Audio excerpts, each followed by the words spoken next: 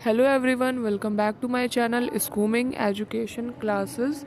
और BEd, UP TET, C TET, KVS, super TET, आप जो भी एग्ज़ाम्स देखेंगे उनमें आपको मेमोरी एंड फॉरगेटिंग का टॉपिक देखने को मिलता है। मेमोरी का टॉपिक हमने प्रीवियस वीडियो में कंप्लीट कर लिया था पार्ट 1 में, जिसमें हमने मेमोरी यानी कि स्मृति के तत्व देख लिए थे, एलिमेंट्स, टाइप्स देख लिए थे यानी कि प्रकार, characteristics of a good memory यानी कि एक अच्छे स्मृति की विशेषताएं क्या हैं, और मेथड्स ऑफ मेमोराइजिंग यानी कि स्मृति की विधियां देख ली थी। आज पार्ट 2 में हम फॉरगेटिंग कंप्लीट करेंगे। छोटा सा टॉपिक है बिल्कुल, तो इसको कंप्लीट कर लेंगे। और ये बहुत ही अच्छी और ऑथेंटिक बुक से मैंने ये आपको हाईलाइट कर दिए हैं जो भी इम्पोर्टेंट लाइंस हैं। और जो बच्चे बीएड का एग्ज़ाम दे रहे हैं उनके सिलेबस में है, तो वो अगर थ्योरी के लिए प्रिपेयर करना चाहते हैं तो स्क्रीनशॉट ले सकते हैं और इसका नोट्स लिख सकते हैं। तो चलिए स्टार्ट करते हैं। तो फॉरगेटिंग यानी विस्मरण का अर्थ होता है स्मरण की विफलता। ठीक है, जब कोई चीज़ स्मरण करने में आप विफल हो जाते हैं, आपको स्मरण नहीं आती है, तो उसी को विस्मरण कहते हैं। ठीक, जब व्यक्ति अपने भूतकाल के अनुभवों या सीखी बातों को चेतन में लाने में असफल हो जाता है तो उसे विस्मरण कहते हैं। जैसे आपने भूतकाल में कोई बातें सीखी या कोई चीज़ें सीखी, साइकिल चलाना सीखा, या कि कैसे क्या हम ब्रेक लगाते हैं क्या, या सपोज़ करो मैं बहुत ईजी एग्जांपल से अगर समझाऊं, तो आपने क्लास में कोई टॉपिक पढ़ा, ठीक है, लेकिन क्या हुआ, अब आप उसको स्मरण करने में आप विफल हो गए, आपको ध्यान ही नहीं आ रहा कि आपने क्या पढ़ा था, टीचर ने क्या बताया था।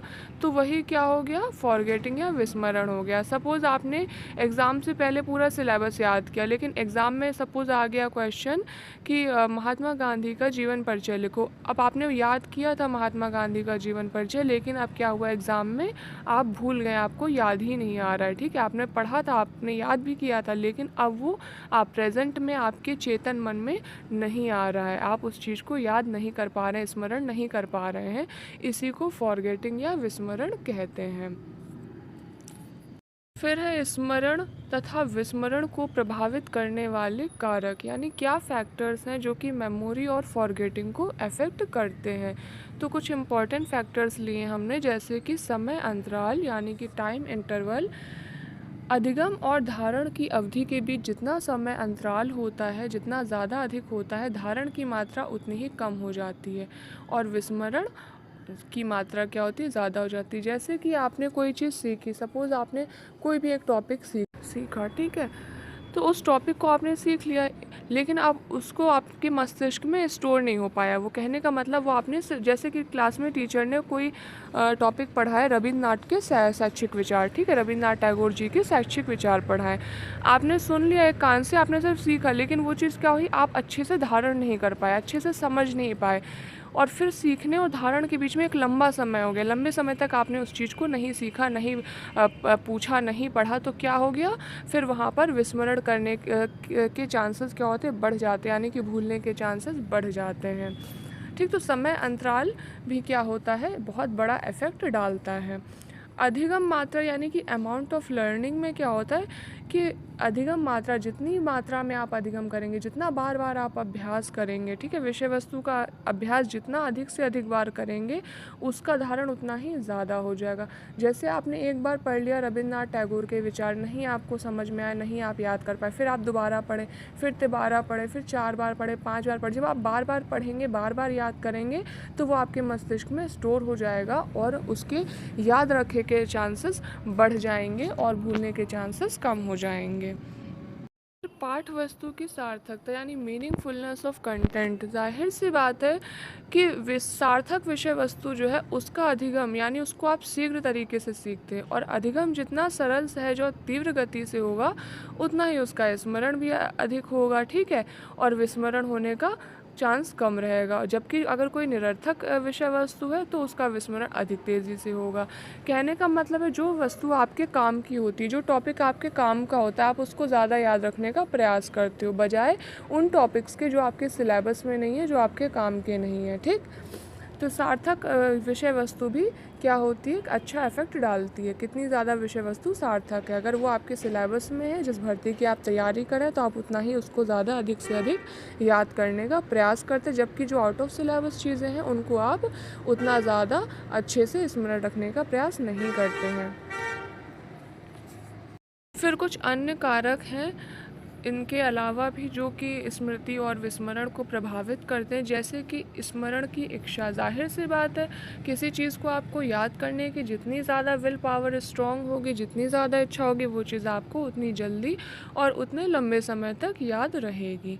अधिगम वातावरण, अगर वातावरण ऐसा है कि जहाँ पर बच्चा अधिगम कर रहा है, सीख रहा है, अगर वातावरण उसके अनुकूल है, तो वो ज़्यादा जल्दी से सीखेगा, ज़्यादा लंबे समय तक के लिए सीखेगा और उसका ज्ञान उतना ही स्थायी होगा, वो अच्छे से सीख सकेगा, अधिगम कर सकेगा।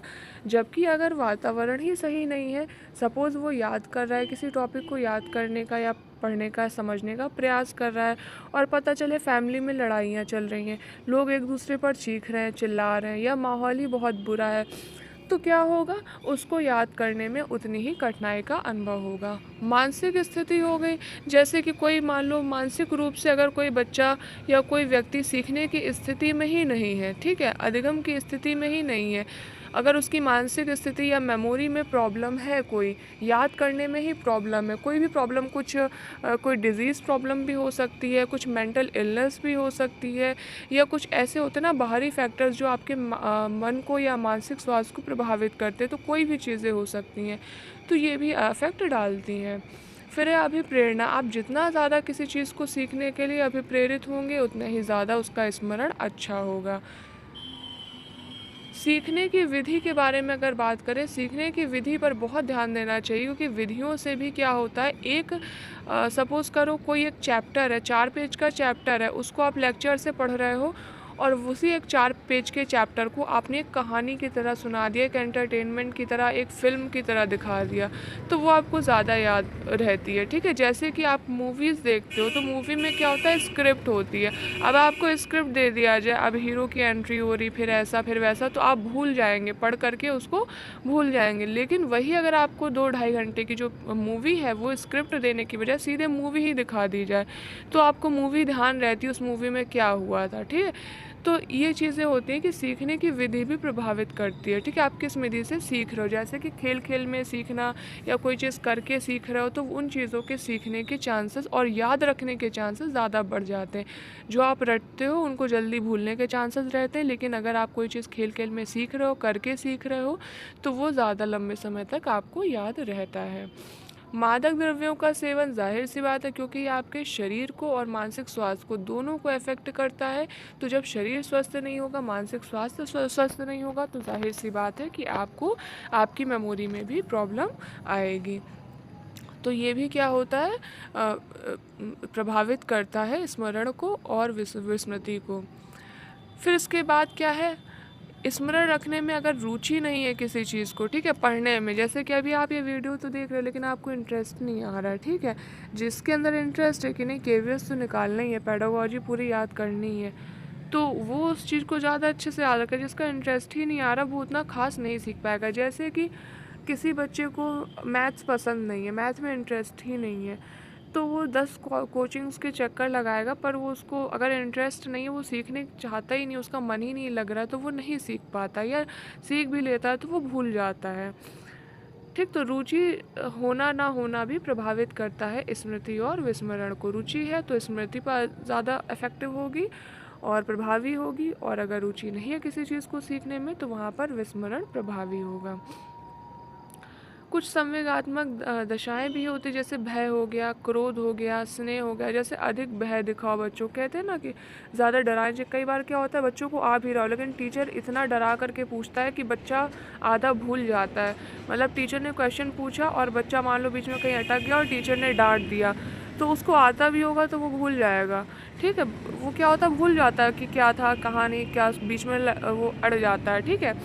तो भय भी नहीं दिखाना चाहिए इतना ज़्यादा।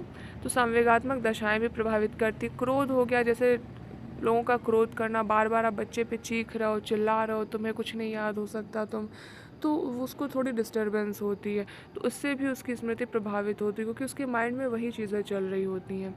स्नेह यानी कि अधिक, अगर आप स्नेह भी दिखाते हो कि लाइक छोड़ दिया, नहीं याद किया, कोई बात नहीं, कल याद कर लेना, कल भी बच्चा याद करके नहीं, कोई नहीं, परसों याद कर लेना, 10 दिन बाद सुना देना, 20 दिन बाद सुना देना, इस तरह से आप उसको छोड़ रहे हो लाड़ दुलार और स्नेह में, तो उससे भी क्या होता है, ये स्मरण विस्मरण प्रभावित होता है।